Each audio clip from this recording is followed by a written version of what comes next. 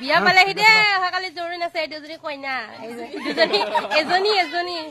এই half pant পিন্ধা কইনা আজি হাফ পেণ্ট পিন্ধি লৈছে আৰু পিন্ধিব নাপায় ভণ্টি চব অহাকালি জোৰোণ মানে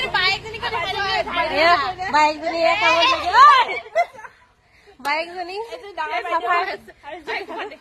আৰু এজনী সৰু ভণ্টি কইনাৰ ভনীয়েক মানে তো অহাকালি জোৰোণ একদম ধাই ফটো পোষ্ট কৰিম আৰু দেই ডাংকাটি কইনা